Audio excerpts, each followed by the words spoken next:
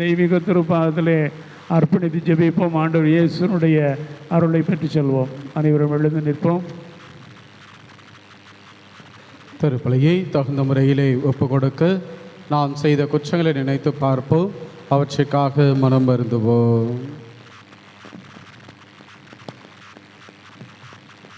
இல்லாமல் இறைவனிடமும் சகோதர சகோதரிகளிடமும் நான் பாவியில் ஜெயிச்சுக்கொள்கிறேன். ஏனெனில் சிந்தனையாலும் சொல்லாலும் செயலாலும் கடமைகள் தவறியதாலும் பாவங்கள் பல செய்தேன். என் பாவமே என் பாவமே என் பெரும் பாவமே. ஆகையால் எப்பொழுதும் கல்யாண புனித மரியாதையும் வானதூதர் புனிதர் அனைவரையும் சகோதர சகோதரிகளை உங்களையும் நம் இறைவனாகிய ஆண்டவரிடம் எனக்காக வேண்டிக் கொள்ள மன்றாடுகிறேன். இயலாமல் இறைவன் நம் மீது இரக்கம் வைத்து நம் பாவங்களை எல்லாம் மன்னித்து நம்மை முடிவில்லா வாழ்வுக்கு அழைத்துச் செல்வாராக. ஆமென்.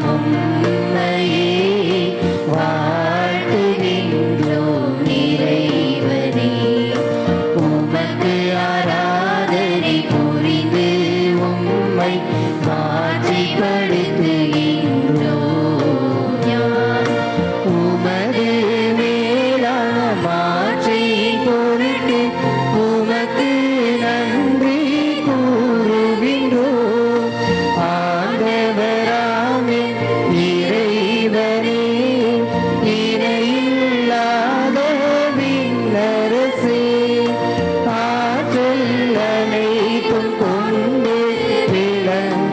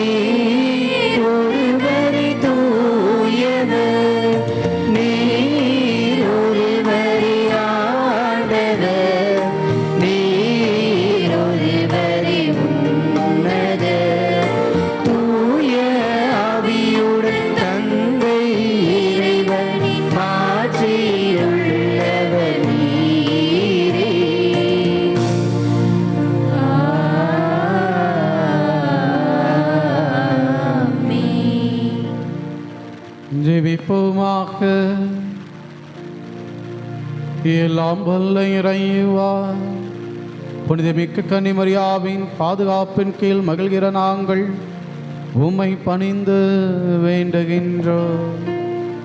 அவருடைய கனிவான பரிந்துரையால் மண்ணுலகின் தீமைகள் அனைத்திலுமிருந்து நாங்கள் விடுவிக்கப் பெற்று விண்ணகத்தில் நிலையான மகிழ்ச்சி அடைய தகுதி பெறுவோமாக.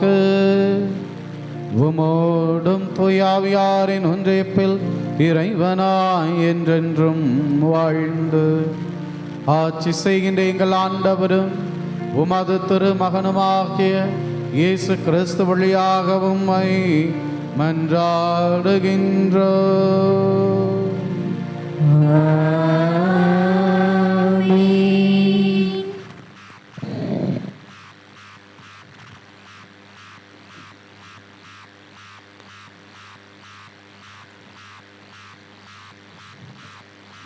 முதல் வாசகம். ரூத்து நூலிலிருந்து வாசகம்.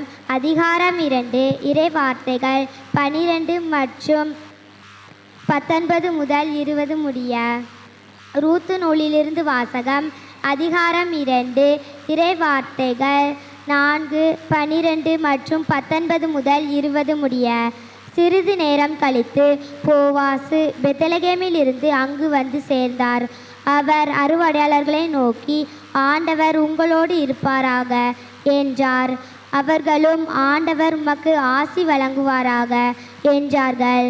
நீ செய்துள்ள அனைத்திற்கும் ஆண்டவர் உனக்கு தகுந்த பலன் அளிப்பார். இஸ்ரேலின் கடவுளான ஆண்டவருடைய இறக்கைகளின் அரவணைப்பை நீ தேடி வந்திருக்கிறாய். அவர் உனக்கு முழு நிறைவான பலனை அருள்வார் என்றார். அவர் மாமியார் அவரிடம், இன்று எந்த வயலில் கதிர் பொறுக்கினாய்? அது யாருடைய வயல் என்று கேட்டுவிட்டு, உனக்கு பரிவு காட்டியருக்கு ஆண்டவர் ஆசி வழங்குவாராக என்றார். ரூத்து தம் மாமியாரிடம் தாம் கதிர் பொறுக்கின வயலின் இன்னாருடையது என்பதை தெரிவிப்பதற்காக, நான் இன்று கதிர் பொறுக்கின வயலின் உரிமையாளன் போவாசு என்றார்.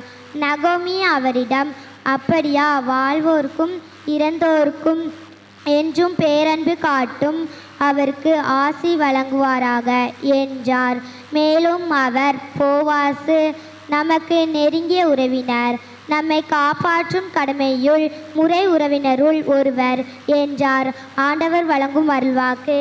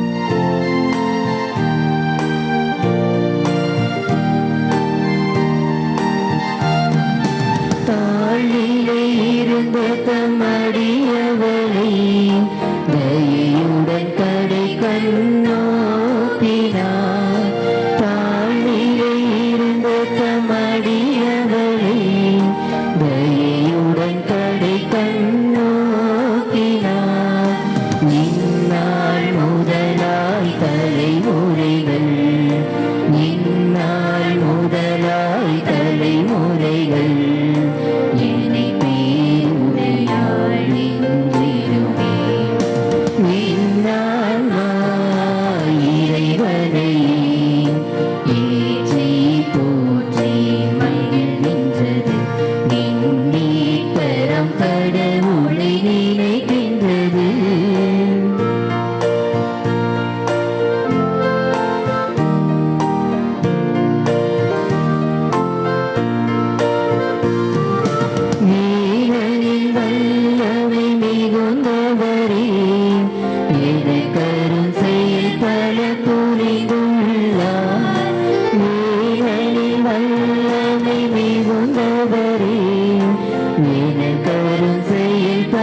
புரிந்துள்ளார்.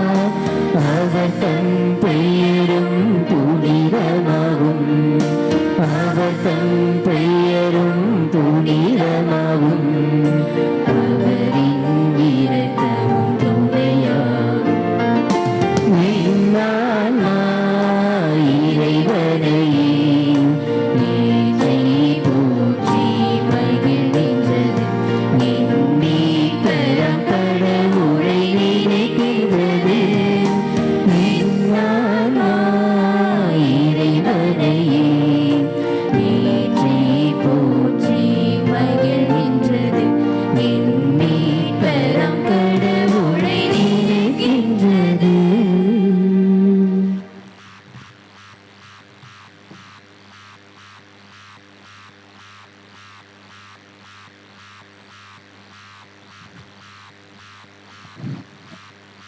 இரண்டாம் வாசகம். புனித பவுல் கலாத்தியருக்கு எழுதிய திருமுகத்திலிருந்து வாசகம்.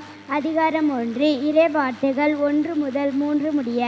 புனித பவுல் கலாத்தியருக்கு எழுதிய திருமுகத்திலிருந்து வாசகம். அதிகாரம் 1. இறை வார்த்தைகள் 1 முதல் 3 முடிய. கலாத்திய மாநிலத்தில் உள்ள திருச்சபைகளுக்கு எந்த ஒரு தனி மனிதராலோ மனித அதிகாரத்தாலோ ஏற்படுத்தப்படாமல் இயேசு கிறிஸ்துவாலும் இறந்த அவரை உயிர்த்தெழச் செய்த தந்தையாம் கடவுளாலும் திருத்தூதனாக ஏற்படுத்தப்பட்ட பவுலாகிய நானும் என்னுடன் இருக்கும் சகோதரர் அனைவரும் எழுதுவது. நம் தந்தையாம் கடவுளிடமிருந்தும் ஆண்டவராக இயேசு கிறிஸ்துவிடமிருந்தும் உங்களுக்கு அருளும் அமைதியும் உரித்தாகுக. ஆண்டவரின் அருள்வாக்கு.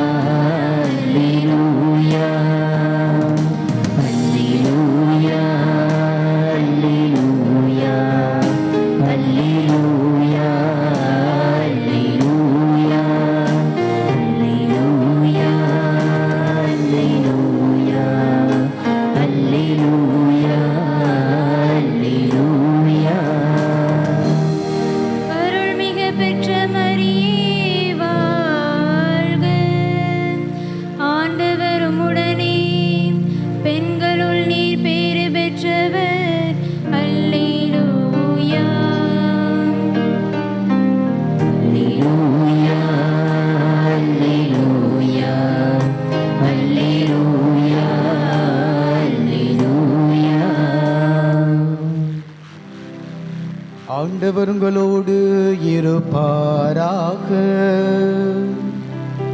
உம் ஆன்மாவோடும் இருப்பாராக.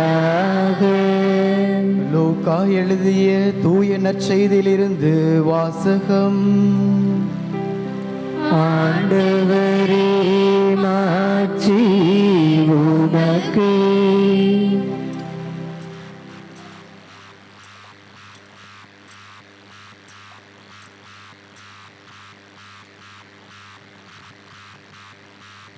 லூக்கா எழுதிய நற்செய்தி அதிகாரம் 1 இறை வார்த்தைகள் 39 45 முடிய.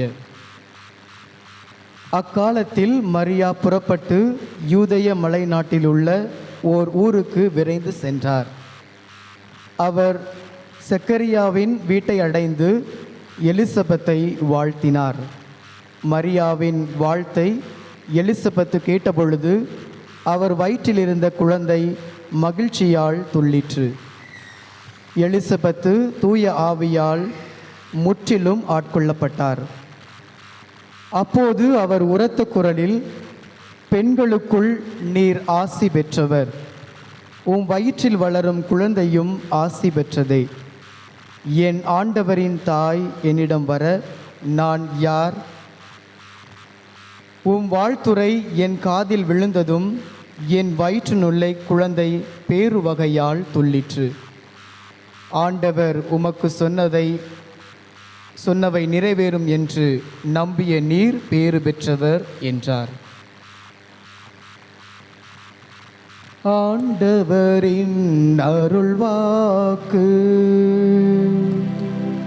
கிறிஸ்துவே உனக்கு புகழ். இயேசுவில் இனியவர்களே, திருதய ஆண்டவருடைய அன்பு பிள்ளைகளே, நம்முடைய பாதுகாவலருடைய ஆண்டு பெருவிழாவை மகிழ்ச்சியோடு கொண்டாடி கொண்டிருக்கிறோம். எத்தனாவது நவநாள்? 7வது நவநாள். 7வது நவநாளில் நமக்கு கொடுக்கப்பட்ட சிந்தனை என்ன? அன்னை மரியாவுடைய வாழ்த்துரை பயணம். வாழ்த்துறது எல்லாருக்கும் பிடிக்குமா? வாழ்த்துவது பிடிக்குமா? எல்லாருக்கும் வாழ்த்துறது பிடிக்குமா? வாழ்த்துதலை வாங்கிறது பிடிக்குமா? வாங்கிறது பிடிக்கும், அவ்வளோதானா? நமக்கு பல நேரங்களில் ஒன்று பிடிக்கும், ஒன்று பிடிக்காது. ஒரே விஷயந்தான். நமக்கு எல்லாரும் நம்மளை பெரியவங்கன்னு சொல்கிறது பிடிக்கும், நம்ம இன்னொருத்தரை பெரியவங்கன்னு சொல்கிறது பிடிக்காது. என்னை எல்லாரும் வாழ்த்துறது பிடிக்கும், எனக்கு ஒருத்தரை வாழ்த்துறது பிடிக்காது. எனக்கு எல்லாரும் செல்வங்களையோ அல்லது பொருட்களையோ பதவிகளோ எனக்கு கொடுக்கணும், அது எனக்கு ரொம்ப பிடிக்கும். நம்ம கொடுக்கணும்னா அது பிடிக்காது. கொஞ்ச நாளைக்கு முன்னாடி இப்போ 2 நாளுக்கு முன்பாக வாசிக்கப்பட்ட ஒரு நற்செய்தி வாசகம். ஒரு செல்வந்த இளைஞன் இயேசுவிடம் வருகிறான். நான் நிறைவாழ்வை பெற்றுக்கொள்வதற்கு என்ன செய்ய வேண்டும் என்று இயேசுவை கேட்கிறான். கட்டளைகளை கடைபிடி என்று சொல்கிறார். நான் எல்லா கட்டளைகளையும் கடைபிடித்து வருகிறேன், நான் மோட்சத்திற்கு செல்வதற்கு இன்னும் எது குறைபடுகிறது என்று கேட்கிறான். உன்னிடம் இருப்பதை எல்லாரிடம் கொடு என்று சொல்கிறான். அவன் வருத்தத்தோடு திரும்பி செல்கிறான். பெற்றுக்கொள்வதற்கு நமக்கு எப்பொழுதுமே பிடிக்கும், நாம் தயாராக இருப்போம். ஆனால் கொடுப்பதற்கு பல நேரங்களில் நாம் தயாராக இருப்பதில்லை, தயங்குகிறோம். அந்த பண்புகளில் மிகச்சிறந்ததாக இருப்பது வாழ்த்துரை. வாழ்த்துதலை பெறுவதற்கு நாம் மிக தயாராக இருக்கிறோம், கொடுப்பதற்கு பல நேரங்களில் நாம் அச்சப்படுகிறோம், வெட்கப்படுகிறோம். நம்ம ஒருத்தனை வாழ்த்திட்டோம்னா அவனுக்கு எதுவும் ஆயிருமோ, அவன் பெரிய ஆளாக ஆயிடுவானோ, நம்மளை விட சிறந்தவன் ஆயிடுவானோ அப்படிங்கிற தயக்கம்தான் பல நேரங்களில் வாழ்த்துவதற்கு இடைஞ்சலாக இருக்கிறது. வாழ்த்துவதற்கு நீங்கள் ஒருபோதும் தயங்காதீர்கள். நீங்கள் ஒருவரை வாழ்த்தினீர்கள் என்றால் அது உங்களுக்கு பல மடங்காக திரும்பி வரும் என்பதற்கான அடையாளம்தான் அன்னை மரியா. இனியவர்களே, அன்னை மரியாவை போல நமது பங்கில் இருப்பவர் நமது பங்கு தந்தை. உங்கள் பங்கு தந்தையை பற்றி உங்களுக்கு நல்லாவே தெரியும், அப்படி தானே? நீங்கள் ஏதாவது ஒரு நல்ல செயல் செய்யுங்க, ஓடி வந்து பாராட்டுவார். யார் ஏதாவது நல்ல செயல் செஞ்சுட்டா நல்லா உற்சாகப்படுவார். கைத்தட்டுங்க, கொண்டாடுங்க அப்படின்னு சொல்லுவாரா இல்லையா? ஆமாவே இல்லையா? ஆமாண்ணா பள்ளத்தை கைத்தட்டி நம்ம சாமியாருக்கு ஒரு வாழ்த்து சொல்லுங்க பார்ப்போம். ஆமாம். இனியவர்களே, வாழ்த்துவதற்கு என்ன வேணும்? வாய் வேணும், அப்படிதானா? நல்லா வாழ்த்துறதுக்கு மனசு வேணும். இந்த 2 பண்புகள் தான் வாழ்த்துவதற்கு மிக முக்கியம். ஒருவரை வாழ்த்துறதுக்கு எனக்கு வாய் பேச தெரிஞ்சால் போதும். 2வது காரியம், வாழ்த்துவதற்கு எனக்கு மனசு வேணும். வாழ்த்துவதினால் நமக்கு அந்த வாழ்த்து பல மடங்கு திரும்ப வருகிறது என்று சொன்னேன். அன்னை மரியாவினுடைய அந்த வாழ்த்துறை பயணத்தை சற்று யோசித்து பார்ப்போம். அன்னை மரியா எலிசபெத் அம்மாவை தேடி செல்கிறார். எதுக்கு தேடி போனாங்க? அன்னை மரியாள் எலிசபெத் அம்மாவை எதற்காக தேடி சென்றார்கள்? வாழ்த்துறதுக்குனே போனாங்களா? இல்லை, அவங்க கர்ப்பமாக இருக்கிறாங்கன்னு ஒரு செய்தி வந்துச்சு, அவ்வளோதானா? அந்த செய்தி கிடைச்ச உடனே அவர்களை தேடி செல்கிறார்கள். அங்கே போய் பார்க்கும்போது தான் தெரிகிறது, எலிசபெத் அம்மா என்ன செஞ்சிருக்காங்க? ஒளிந்து கொண்டு இருக்கிறார்கள். விவிலியம் அதைத்தான் சொல்கிறது. கபிரியேல் தூதர் சக்கரியாவுக்கு ஒரு யோவானுடைய பிறப்பை முன்னறிவிக்கிற பொழுது அவர் நம்பவில்லை. ஆனால் ஆண்டவருடைய வார்த்தை ஒருபோதும் பொய்யாவதில்லை. எனவே எலிசபெத் அம்மாள் கருவுறுகிறார். விவிலியம் சொல்கிறது, லூக்கா நற்செய்தி 1 அதிகாரம் 24வது இறை வார்த்தை, எலிசபெத்து கருவுற்று 5 மாதமளவும் பிறர் கண்ணில் படாதமல் மறைந்திருந்தார். வெக்கம். ஐயோ, இந்த வயசுக்கு அப்புறம் எனக்கு கர்ப்பமாக இருக்குதே, இந்த சமூகம் என்ன சொல்லும், ஊர் என்ன சொல்லும் அப்படின்னு பயம். எனவே என்ன செய்கிறாங்க? ஒளிந்திருக்கிறார்கள், யார் கண்ணிலும் படாது இருக்கிறார்கள். இந்த செய்தி அன்னை மரியாவுக்கு வருகிறது. எலிசபெத்து கருவுற்றிருக்கிறார். அன்னை மரியா எலிசபெத் அம்மாவை பார்க்க செல்கிறார். அவர் பார்க்கிற பொழுதே கண்டுபிடித்துக் கொள்கிறார். கொஞ்சம் தயங்கி தான் நினைச்சாங்க. எலிசபெத் அம்மா வெளியே வராங்க. அப்போ இவ்வளவு நாள் ஏதோ ஒரு காரணத்திற்காக ஒளிந்து கொண்டிருக்கிறார். அவர் கருவுற்றிருக்கிறார் என்கிற மகிழ்ச்சியை கூட கொண்டாட முடியாத சூழ்நிலையில் இருக்கிறார். எனவே அன்னை மரியா முதலாக அவர் என்ன செய்கிறார்? வாழ்த்துகிறார். நீங்கள் கர்ப்பமாக இருக்கிறீங்க, சந்தோஷம், கங்க்ராச்சுலேஷன். இந்த வயசுக்கு அப்புறம் ஆண்டவர் உங்களை ஆசீர்வதித்திருக்கிறார், உங்களுடைய ஜெபத்தை கேட்டிருக்கிறார். நீங்கள் கருவுற்றிருக்கிறதை குறித்து நிச்சயம் வேண்டாம், கவலைப்பட வேண்டாம். யார் என்ன சொன்னான்னு, ஆண்டவர் உங்களை ஆசீர்வதித்திருக்கிறார், ஒரு குழந்தையை தந்திருக்கிறார், நீங்கள் சந்தோஷமாக இருங்கள், உங்கள் பொருட்டு நான் மகிழ்ச்சி அடைகிறேன். ஆண்டவருடைய தூதர் என்கிட்ட வந்து சொன்னார், நீங்கள் ஒருவேளை கருவுற்றிருப்பதை மறைத்திருக்கலாம், யார் கண்ணிலும் படாமல் இருக்கலாம், ஆனால் சந்தோஷப்படுங்க, ஏன்னா கடவுளுடைய தூதர் என்கிட்ட வந்து சொன்னார். எனவே இந்த கருவுற்றலை குறித்து நினைச்சினியும் சந்தோஷப்படணும்னு சொல்லி என்ன செய்றாங்க? அன்னை மரியாள் வாழ்த்துகிறார். இனி இவர்களை 5 மாதம் அளவும் மறைந்திருந்த எலிசபெத்து இப்பொழுது என்ன சொல்கிறார்? மிகுந்த உற்சாகத்துடன் தூய ஆவியால் நிரப்பப்பட்டு சொல்கிறார், நீரும் வாழ்த்து பெறுவீராக, நீரும் ஆசீர் பெற்றவர். என் வயிற்றில் இருக்கிற குழந்தை உமது வாழ்த்துறையை கேட்டவுடன் சந்தோஷப்பட்டது. அப்போ நீங்கள் ஒருவரை வாழ்த்துகிற பொழுது அந்த வாழ்த்து அவருக்கானது மட்டுமல்ல, அவரை சார்ந்திருக்கிற அனைவருக்குமானது. அன்னை மரியா எலிசபெத்தை வாழ்த்துகிறார். ஆனால் எலிசபெத்து மட்டும் மகிழ்ச்சி அடையவில்லை, எலிசபெத்தினுடைய வயிற்றில் இருந்த குழந்தையும் மகிழ்ச்சி அடைகிறது. உமது வாழ்த்துறை எனது காதில் விழுந்ததும் என் வயிற்றில் இருந்த குழந்தை பேருவகையால் துளிற்று. சந்தோஷத்தை குதிச்சதில்லை, பேருவகையால் துளிற்று. எனவே இனியவர்களே, ஒருவரை வாழ்த்துகிற பொழுது அவர் பொருட்டு அனைவருமே மகிழ்ச்சி அடைகிறார்கள், அனைவருமே அக்களிக்கிறார்கள், துள்ளி மகிழ்ந்து கொண்டாடுகிறார்கள். எனவே தான் வாழ்த்துறை மிகவும் அடிப்படையான தேவையாக இருக்கிறது. நான் மட்டும் வாழ்த்துறையை பெறுவேன் என்றால் அதில் எந்த மகிழ்ச்சியும் கிடைப்பதற்கு வாய்ப்பில்லை. கொடுங்கள், உங்களுக்கு கொடுக்கப்படும், அமுக்கி குலுக்கி சரிந்து விழும்படி உங்கள் மடியில் போடுவார்கள். நீங்கள் எந்த அளவையால் அளக்கிறீர்களோ அதே அளவையால் உங்களுக்கும் அளக்கப்படும். உங்களை 4 பேர் வாழ்த்தணும் நீங்கள் ஆசைப்பட்டீங்கன்னா நீங்கள் மற்றவங்களை வாழ்த்தணும். நீங்கள் வாழ்த்தினா தானே அந்த வாழ்த்து உங்களுக்கு திரும்பி வரும். அப்போ நீங்கள் எவ்வளோ தூரத்துக்கு வாழ்த்துறீங்களோ அவ்வளோ தூரம் மற்றவர்கள் உங்களே வாழ்த்துவார்கள். மற்றவங்க வாழ்த்துறதுக்காக நீங்கள் வாழ்த்தணும்னு அவசியம் கிடையாது. மற்றவங்க என்னை வாழ்த்தணும் அப்போ நான் வாழ்த்தணும், மற்றவங்க எனக்கு கொடுக்கணும் அதனால் கொடுக்கணும், அப்படி இல்லை. வாழ்த்துதல் என்பது தன்னலமற்ற மனநிலையிலிருந்து சுயநலமற்ற அறிவிலிருந்து வெளிப்பட வேண்டும். வழக்கமாக நம்ம எப்போல்லாம் வாழ்த்து சொல்லுவோம்? நீங்கள் அமைதியாக பார்த்தா யாருக்கும் வாழ்த்து சொல்ல முடியும், அப்படி தானே? நாங்கள் எந்த காலத்தில் சொன்னோம் வாழ்த்துனோம், அப்படி தானே? பொதுவாக எப்போலாம் வாழ்த்து சொல்லுவோம்? யாரையா பார்த்தா வாழ்த்து சொல்லுவோம். பாத்திரம் பார்க்குறே சொல்ல முடியல, வணங்க சாமி. ஓ, வாழ்த்துனா நீங்கள் என்ன நினச்சிட்டீங்க? இந்த முக்கியமான நாட்கள் சொல்கிற மாதிரி தான் வாழ்த்து நினச்சிட்டீங்களோ? குட் மார்னிங் சொன்னாலும் வாழ்த்து தான். காலை வணக்கம், சாமி வணக்கம், நல்லா இருக்கும், கத்தக்கு சுவாஸ்திரம், மரியே வாழ்க, அதுவும் வாழ்த்து தான். சரிங்களா? அப்போ யாராவது ஒருத்தர் நீங்கள் பார்த்தீங்கன்னா வாழ்த்து சொல்லுவோம், ஒன்று. ரெண்டாவது, பெரியவங்களை பார்த்தா வாழ்த்து சொல்லுவோம். பார்க்காதவங்கள என்னைக்காவது திருவிழா காலத்திலே மற்ற நாளுகளே பார்த்தா நல்லா இருக்கீங்களா, அதுவும் வாழ்த்து தான். சரிங்களா? அது சொல்லுவோம். இல்லைன்னா பிறந்த நாள், திருமண நாள், இல்லை அவங்கள வாழ்க்கையில் ஏதோ முக்கியமான நாள் நடந்திருக்குன்னா அந்த சிறப்பான நாட்களில் வாழ்த்து சொல்லுவோம். இனி அவர்களே, பிறந்த நாளில் முக்கியமாக நிச்சயம் வாழ்த்து சொல்லுவோம். ஒருவேளை உங்களுக்கு அந்த பழக்கம் இருக்கான்னு தெரியல, ஸ்கூல்லலாம் படிக்கிற பிள்ளைங்களுக்கு பிறந்த நாள்னால் அடி விழாது. அன்றைக்கி புது ட்ரெஸ் போட்டு நிச்சயம் சாக்லேட்லாம் வாங்கிட்டு போவான். சாக்லேட் வாங்கிட்டு போகலன்னா இந்த சாக்லேட்டாக கிடச்சிச்சு, சாக்லேட் கூட வாங்கி கொடுக்க முடியலையா அப்படின்னு சொல்லி யாராவது திட்டிடக்கூடாது. அதனால் எத்தனை ரூபா சாக்லேட் வாங்கிட்டு போவீங்க? அப்பா அம்மா என்ன வேலை செய்கிறாங்களோ முக்கியம் கிடையாது, 5 ஸ்டார் சாக்லேட் தான் எல்லா பிள்ளைக்கும் கொடுப்பேன். எத்தனை பிள்ளைங்க? அது எத்தனை பேர் இருந்தாலும் சரி தான், 60 பிள்ளைகளோ 100 பிள்ளைகளோ, சரிங்களா? வகுப்பில் இருக்க எல்லாருக்கும் சாக்லேட் வாங்கிட்டு போவோம். அன்றைக்கி என்ன செய்வாங்க? டீச்சர் எல்லாருக்கும் முன்னாடி நிப்பாட்டி விட்டு கை தட்டுங்க, பிறந்தநாள் வாழ்த்து சொல்லவே இல்லையோ?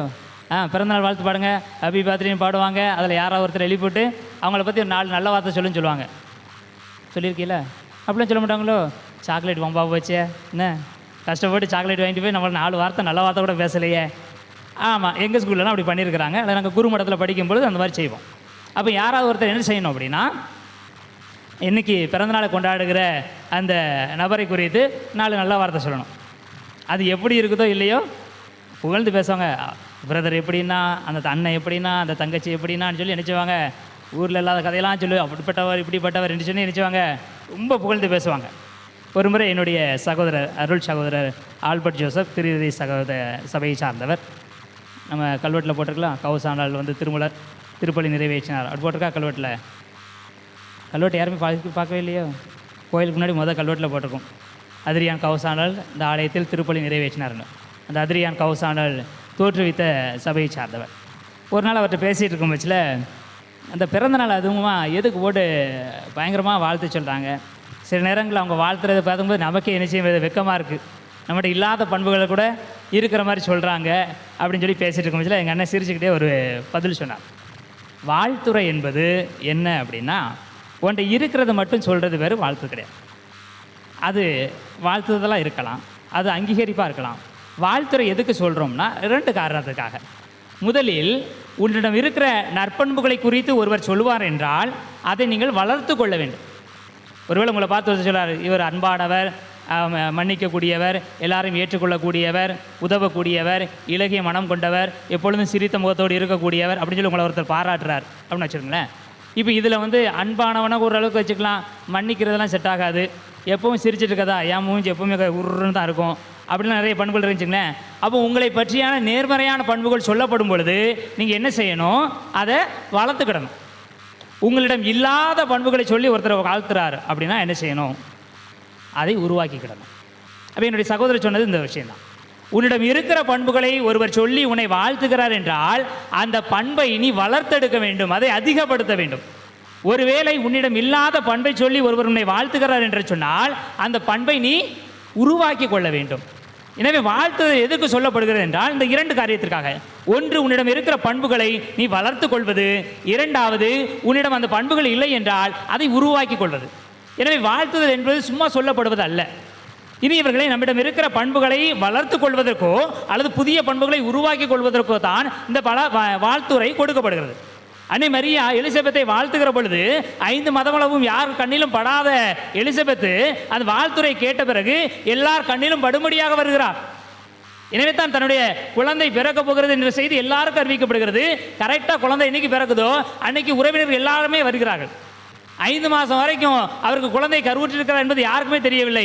ஆனால் குழந்தை பிறந்த பொழுது எல்லா சமூகத்தாரும், எல்லா ஊராரும், எல்லா விருந்தினரும் வருகிறார்கள் என்றால் அதுவரை மறைந்திருந்த எலிசபெத்து வெளியே வருவதற்கு ஒரு வாழ்த்துறை பயன்படுகிறது. எவ்வளோ தைரியமாக அந்த வயசுலையும் நீ கருவுற்றிருக்கிற என்று அன்னை மரியாள் வாழ்த்தி இருக்கலாம். என்னை பற்றி நான் தைரியமானவ, இவ்வளோ தூரம் இந்த வயசுலையும் இந்த குழந்தையை தாங்கி இருக்கிறேன் என்று சொல்லி ஒருவரை வாழ்த்துகிற பொழுது நான் எதுக்கு ஒளிஞ்சு உட்கார்ந்துருக்கணும்? குழந்தை செல்வம் கடவுள் தருகிற பரிசு என்று விழின்னு சொல்லுகிறது. அப்போ கடவுள் எனக்கு பரிசு கொடுத்திருக்கிறார், அதை நான் ஏன் ஒழித்து வைத்திருக்க வேண்டும் என்று சொல்லி எலிசபெத் அம்மா வெளியே வருகிறார். எல்லாருக்கும் அறிவிக்கிறார், நான் கருவுற்று இருக்கிறேன் பாருங்கள். இனியவர்களே, அப்படி என்றால் அந்த வாழ்த்துதல் ஒன்று அந்த பண்புகளை வளர்த்தெடுக்கிறது, அந்த பண்புகள் இல்லாத பொழுது அதை உருவாக்குகிறது. இந்த வாழ்த்துகிற பண்பு எல்லா பருவத்தினருக்கும் தேவைப்படுகிறது. நம்மளை உற்சாகப்படுத்தணும் அப்படின்னு எல்லாருமே என்ன செய்கிறோம், ஆசைப்படுறோம். ஃப்ராய்டு 8 வகையாக மனித வாழ்க்கை பிரிக்கிற பொழுது 4வது பருவத்தினருக்கு தான் அந்த வாழ்த்துறை பண்புகள் இருக்கிறதாக. அதாவது ஒருத்தரை நீங்கள் உற்சாகப்படுத்துகிற பொழுது 6 வயதிலிருந்து 10 வயது வரைக்கும், வயசுக்கு வர வரைக்கும் அந்த டைமில் பிள்ளைகளை நீங்கள் அதிகமாக எந்த காரியத்தை சொல்லி உற்சாகப்படுத்துவீர்களோ அந்த பண்பிலே அவர்கள் வளர்கிறார்கள். இப்போ 6 வயசில் இருக்க ஒரு பையனை பார்த்து நல்லா பாடுறிய, வெரி குட் அப்படி நீங்கள் கை தட்டினீங்கன்னா அந்த பையன் எங்கே போனாலும் நல்லா பாட முயற்சி பண்ணுவான், தன்னுடைய பாடல் திறமையை வளர்த்துக்கிடுவான். நீலாம் என்னடா பாடுற அப்படின்னு சொன்னால் அதுக்கு அவன் பாடவே மாட்டான். அப்போ அந்த 6 வயதிலிருந்து 11 வயது 12 வயசு வரைக்கும் அவனுக்கு நீங்கள் எந்த பண்புகளை அவளுக்கு எந்த பண்புகளை நீங்கள் சுட்டி காட்டி நீங்கள் உற்சாகப்படுத்துகிறீர்களோ அதில் வளர்கிறார்கள் என்று சொல்கிறார். அது 4வது பருவம்.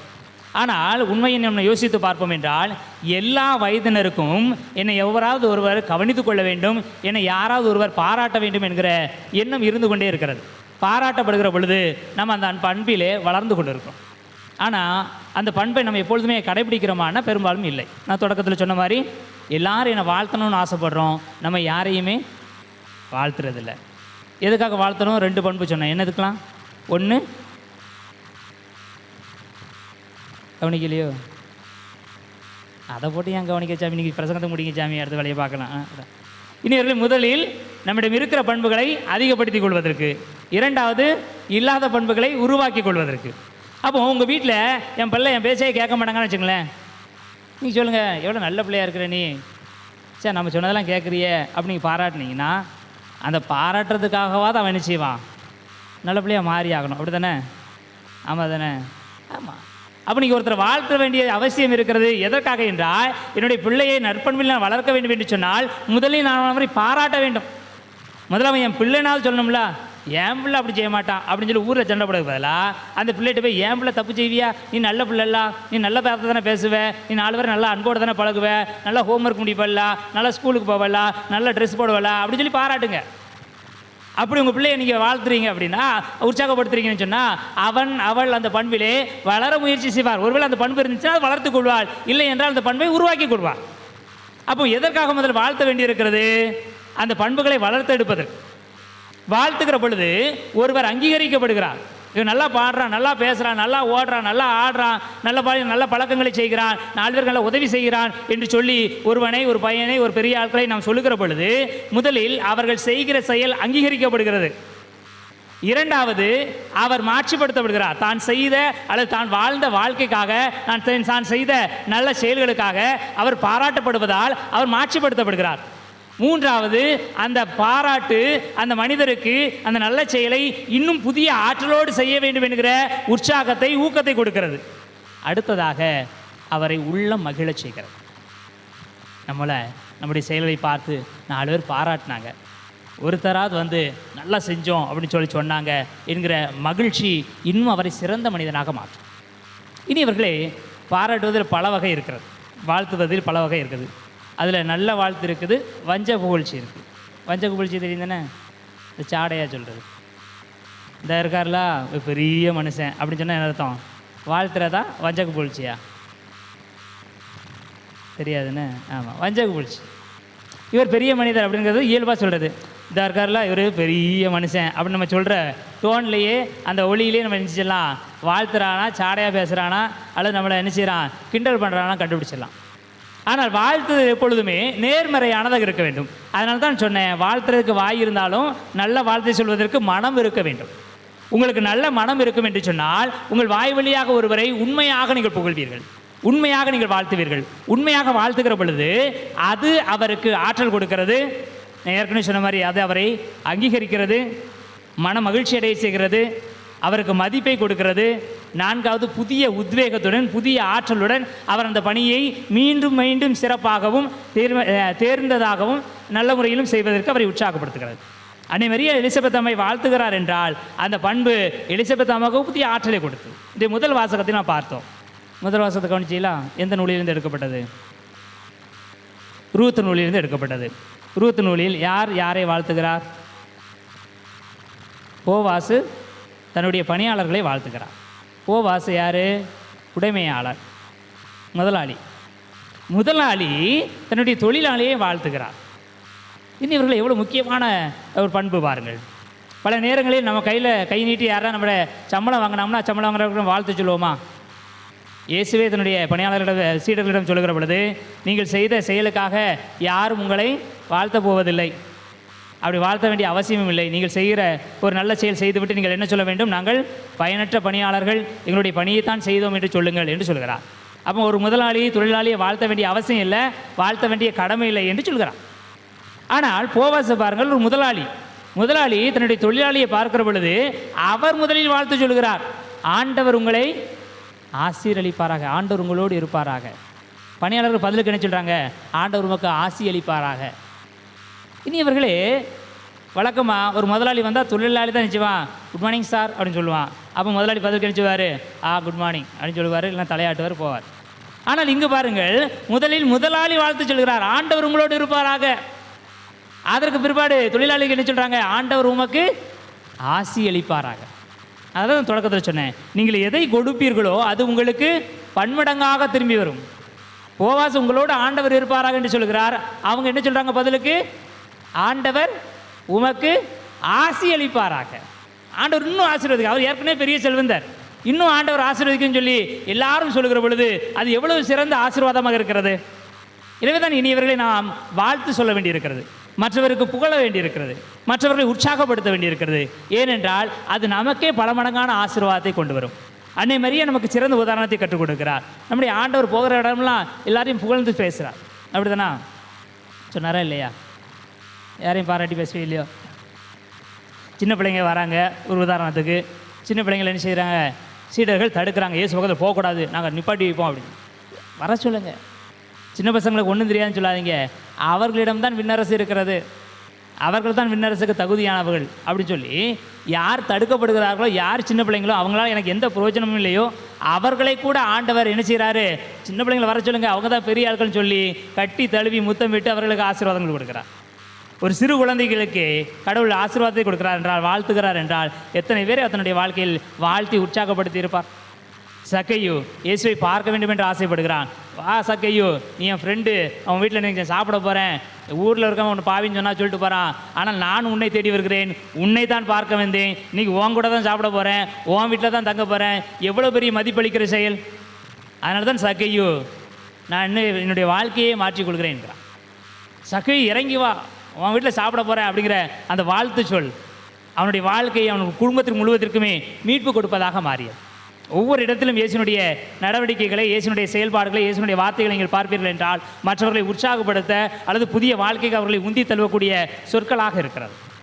நம்முடைய வாழ்க்கையில் நாம் சொல்லுகிற வார்த்தைகள், நம் மனிதர்களை சந்திக்கிற பொழுது நாம் சொல்லுகிற வார்த்தைகள் எப்படி இருக்கிறது என்று யோசித்து பார்ப்போம். ஒருவரை பார்க்கிற பொழுது நம்முடைய வார்த்தைகளால் அவரை உற்சாகப்படுத்துகிறோமா? அவர்கள் செய்கிற செயல்களை நாம் அங்கீகரிக்கிறோமா? ஒருவர் நல்ல செயல் செய்கிற பொழுது அவருக்கு நாம் ஊக்கம் கொடுக்கிறோமா? அதை நாம் ஒரு மதிப்பு கொடுக்கக்கூடிய வார்த்தைகளால் சொல்லி காட்டுகிறோமா? அல்லது நல்லது அவன் செய்வான், ஊரில் இருக்கிறதான் மறைக்கிறக்காண்டி இப்படி செய்கிறான் அப்படின்னு சொல்கிறோமா? ஒருவர் செய்கிற செயல்களை நாம் அங்கீகரிக்கிற பொழுது அது ஆண்டவருக்குரிய பண்பாக மாறுகிறது. அவரை நாம் உற்சாகப்படுத்துகிற பொழுது அவர் இன்னும் அதிகமான நல்ல செயல்கள் செய்வதற்கு நாம் அவர்களே அறியாமல் ஊக்கப்படுத்துகிறோம். வாழ்த்துரை நமக்கானது, மற்றவருக்கானது, அது கடவுளுக்கானது. எனவே வாழ்த்துறை மூலமாக ஆண்டவருக்குரிய மக்களாக வாழ்வோம். ஆண்டவர் நம்மை ஆசீர்வதிப்பாராக. எழுந்து நம்முடைய மன்றாட்டுக்களை இறைவன் பாதம் சமர்ப்பிப்போம்.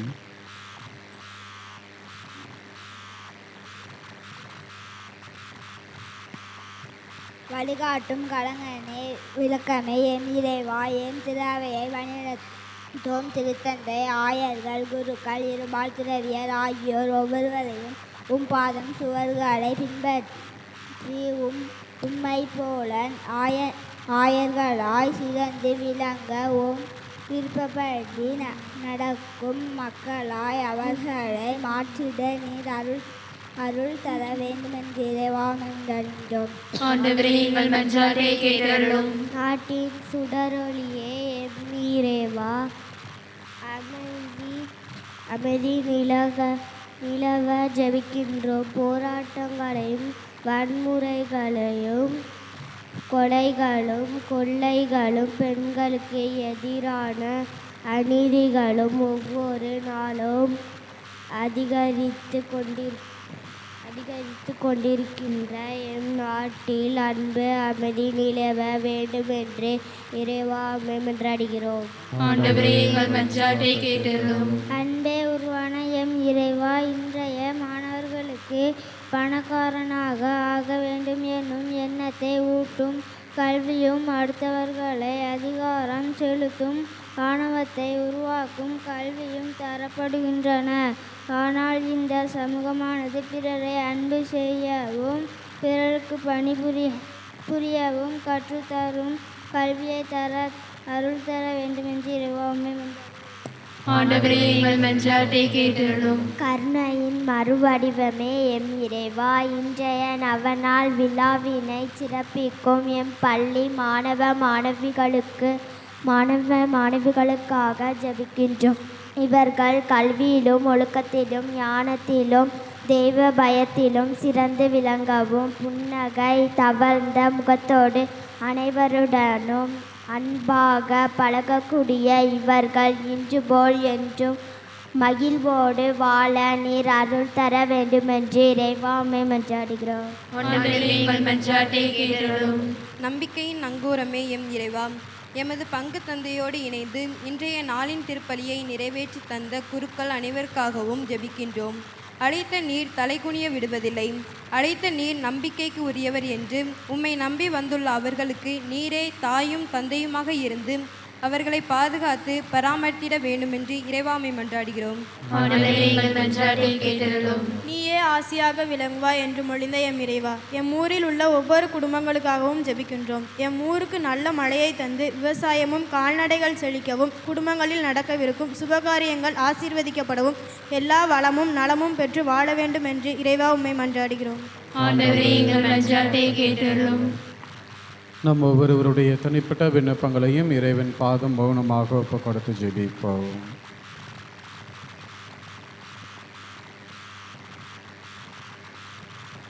உடனிருந்து வழி நடத்துகிற அன்பு இறைவா, இதோ நாங்கள் விரும்பி கேட்ட இந்த மன்றாட்டுக்களை எல்லாம் நீரே எங்களுக்கு கொடுத்து எங்களது வாழ்வை வளப்படுத்த அருள் புரிய வேண்டும் என்று எங்கள் ஆண்டவராகிய கிறிஸ்து வழியாக உம்மை மன்றாடுகின்றோம். ஆமென்.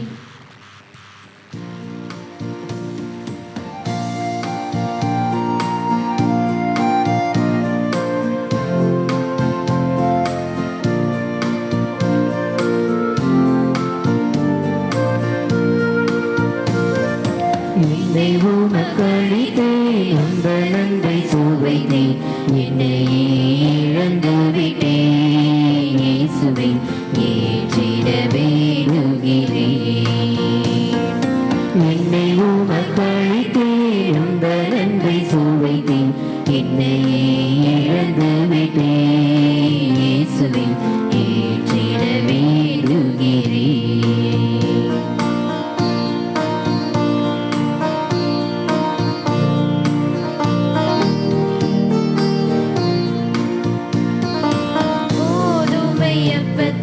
திராட்சை ரசத்தில் உம்மையே எமக்களித்தாய்.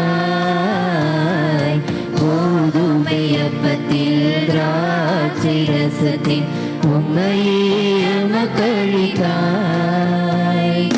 மனிதவதாரம் உம்மையே தந்ததே, மனிதவதாரம் உம்மையே தந்ததே, இதை நிறைவாக்கிடவே வாழ்ந்திடவே. என்னை உமக்களித்தேன், அந்த நன்மை சுவைத்தேன், என்னையே இழந்து விட்டேன். இயேசுவை ஏற்றிட வேண்டுகிறேன்.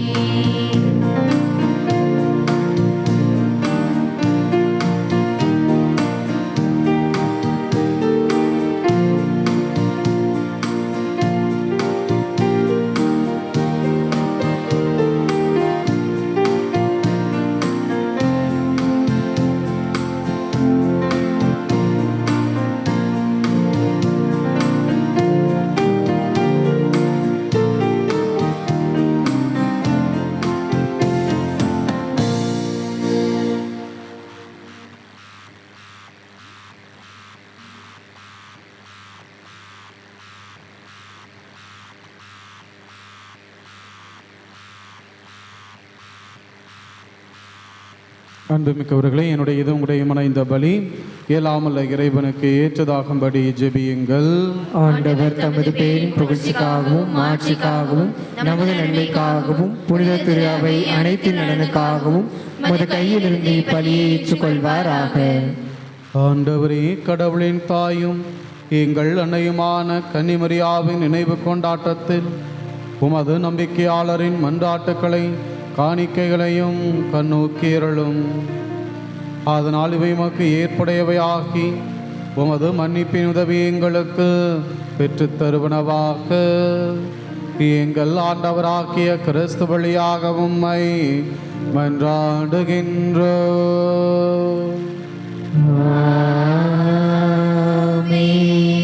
ஆண்டவர் உங்களோடு இருப்பாராக.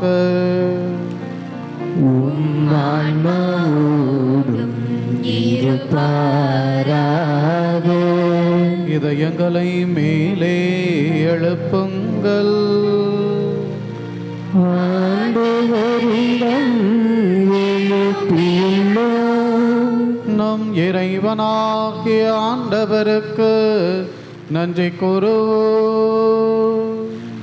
அது தகுதியும் நீதியும் ஆனதே. ஆண்டவரே, தூயவரான தந்தையே, என்றும் வாழும் எல்லாம் வல்ல இறைவா, என்னாலும் எவ்விடத்திலும் நாங்கள் உமக்கு நன்றி செலுத்துவதும் எப்பொழுதும் கன்னிமரியான புனித மரியாவினுடைய நவநாளில் நாங்கள் உம்மை போற்றி புகழ்ந்து மாட்சிப்படுத்துவதும் மெய்யாகவே தகுதியும் நீதியுமாகும். எங்கள் கடமையும் மீட்புக்குரிய செயலுமாகும். தூய ஆவி நிழலிட்டதால் அந்த அன்னையுமுடைய ஒரே திருமகனை கருத்தாங்கி தமது கன்னிமையின் மாட்சியில் நிலைத்து நின்று நிலையான ஒளியாக எங்கள் ஆண்டவர் இயேசு கிறிஸ்துவை உலகிற்கு அழைத்தார். அவர் வழியாகவே உமது மாண்பை வானக தூதர் புகழ்கின்றனர். தலைமை தாங்குவோருமை வழிபடுகின்றன. அதிகாரம் செலுத்துவோர் உமது திருமுன் நடுங்குகின்றன. வானங்களும் அவற்றில் ஆற்றல்களும் செராஃபின்களும் ஒன்று கூடி அக்களித்து கொண்டாடுகின்றன. அவர்களோடு எங்கள் குரலையும் சேர்த்து கொள்ளுமாறு நாங்களும் உம்மை தாழ்மையுடன் இறைஞ்சு புகழ்ந்து பாடுவதாவது.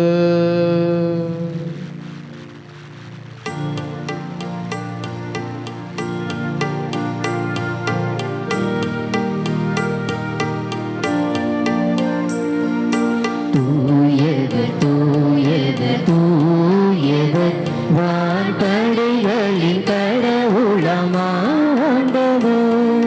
விண்ணகமும் மண்ணகமும் உமது மாட்சியால் நிறைந்துள்ளன.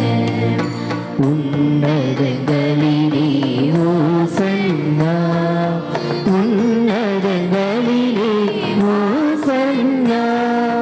ஆண்டவர் பெயரால் வருகிறவர் ஆசி பெற்றவர். உன்னதங்களிலே ஓசன்னா, உன்னதங்களிலே ஓசன்னா.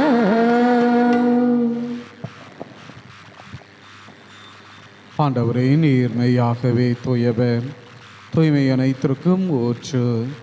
ஆகவே உம்முடைய ஆவியை பொழிந்து காணிக்கைகளை தூய்மைப்படுத்த உம்மை வேண்டுகின்றோம். இவ்வாறு எங்கள் ஆண்டவர் இயேசு கிறிஸ்துவின் உடலாகவும் இரத்தமாகவும் இவை எங்களுக்கு மாறுவனவாக.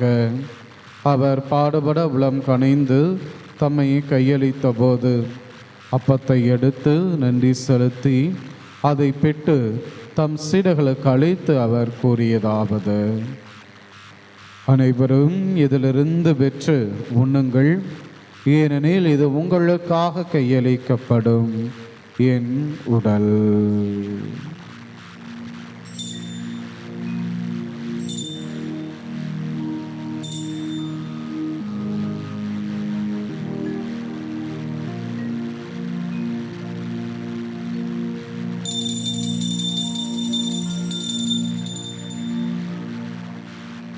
அவ்வண்ணமே இரவு விருந்தை அருந்திய பின் கிண்ணத்தையும் எடுத்து மீண்டும் உமக்கு நன்றி கூறி தம் சீடர்களுக்கு அளித்து அவர் கூறியதாவது: அனைவரும் இதிலிருந்து பெற்று பருகுங்கள், ஏனெனில் இது புதிய நிலையான உடன்படிக்கைக்குரிய என் இரத்தத்தின் கிண்ணம். இது பாவ மன்னிப்புக்கென்று உங்களுக்காகவும் பலருக்காகவும் சிந்தப்படும். இதை என் நினைவாக செய்யுங்கள்.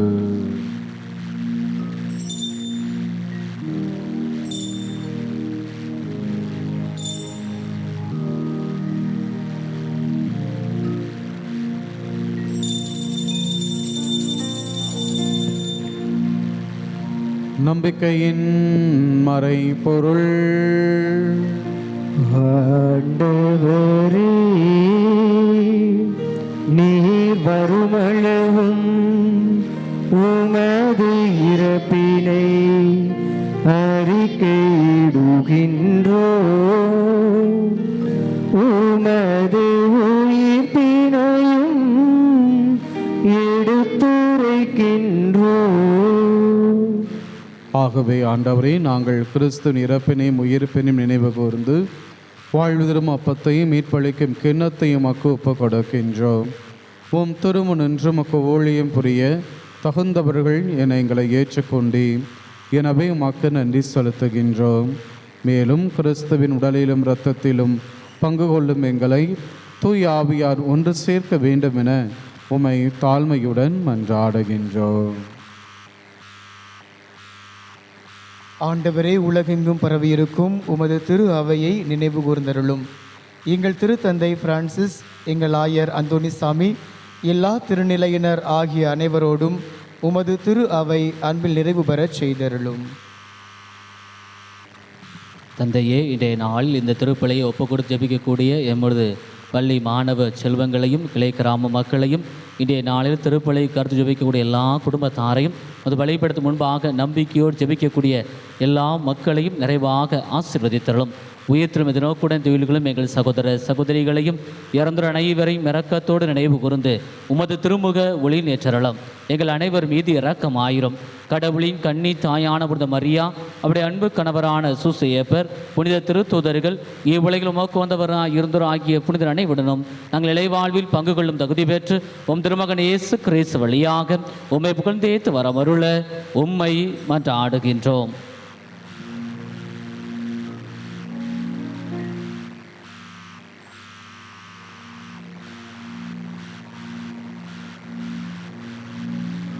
இவர் வழியாக இவரோடு இவரில் எல்லாம் வல்ல இறைவனாகிய தந்தையே,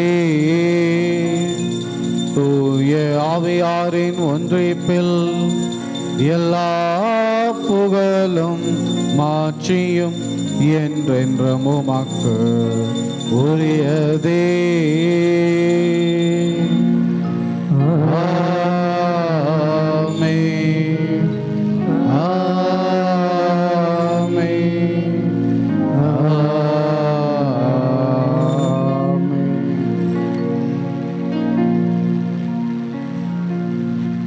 மீட்பரின் கட்டளையால் கற்பிக்கப்பட்டு இறை வடிப்பனையால் பயிற்சி பெற்ற நாம் துணிந்து பாடுவோம். விண்ணுலகில் இருக்கிற எங்கள் தந்தையே, உமது பெயர் தூயதென போற்ற பெறுக. உமது ஆட்சி வருக.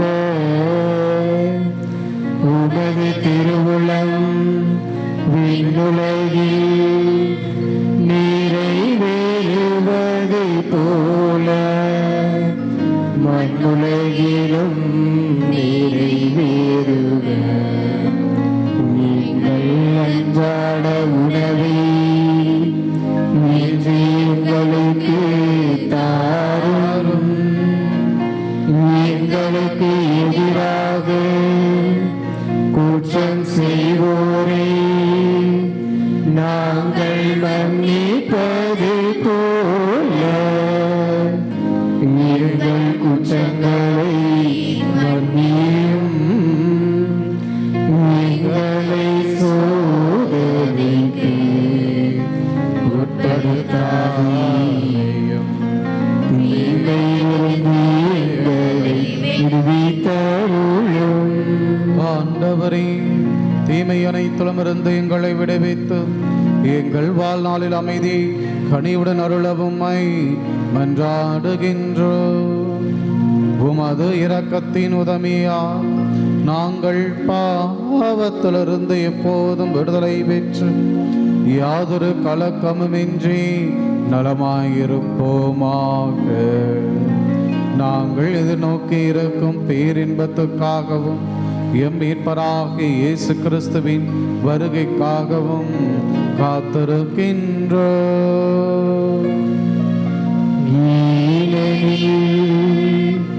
ஆட்சியும் வல்லமையும் மாட்சியும் என்றென்றும் உமதே. ஆண்டவராகிய இயேசு கிறிஸ்துவே, அமைதியை உங்களுக்கு விட்டுச் செல்கிறேன், என் அமைதியையே உங்களுக்கு அளிக்கிறேன் என்று உம் திருத்தூதர்களுக்கு மொழிந்தீரே.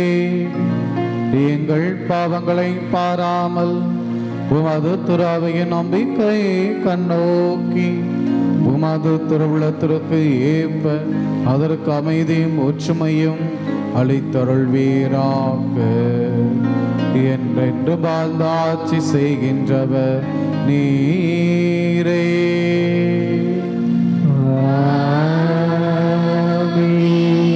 ஆண்டவருடைய அமைதி உங்கள் உங்கள் அனைவரோடும் இருப்பதாக. உம் ஆன்மாவோடும் இருப்பதாக. ஒருவருக்கொருவர் கிறிஸ்து அறிகின்ற அமைதியை பிறரோடு பகிர்ந்து கொள்வோம்.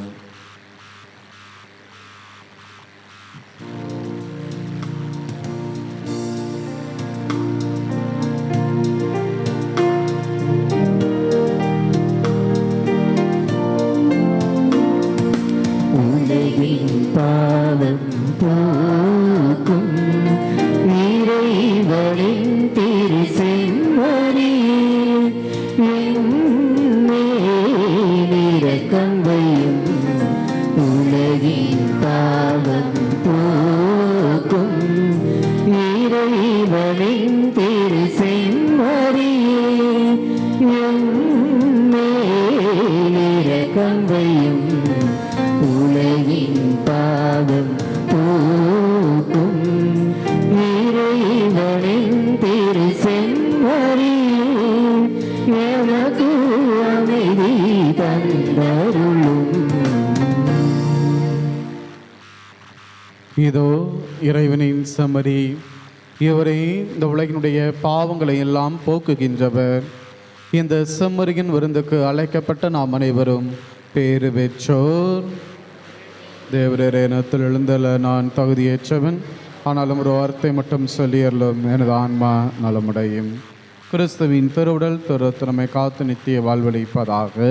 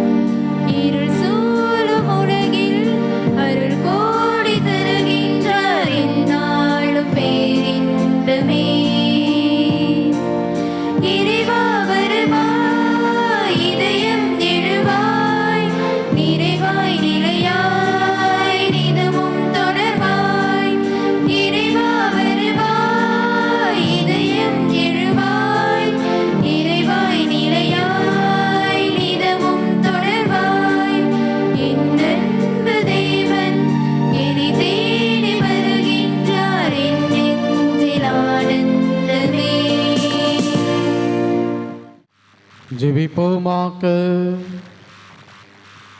ஆண்டவரே, மீட்பளிக்கும் அருளடையாளத்தால் ஊட்டம் பெற்ற நாங்கள் உம்மை தாழ்மையுடன் வேண்டுகின்றோம். கடவுளை பெற்றெடுத்த கன்னிமரியாவின் நினைவை போற்றி பெருமைப்படும் நாங்கள் என்றும் ஒரு மீட்பின் பயனை அனுபவிக்க தகுதி பெறுவோமாக.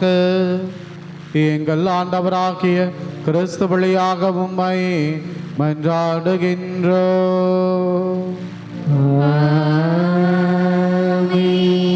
ஆண்டவர் உங்களோடு இருப்பாராக. உம் ஆன்மாவோடும் இருப்பாராக. எல்லாம் வல்ல இறைவன் தந்தை, மகன், தூயாவி உங்களை ஆசீர்வதிப்பாராக.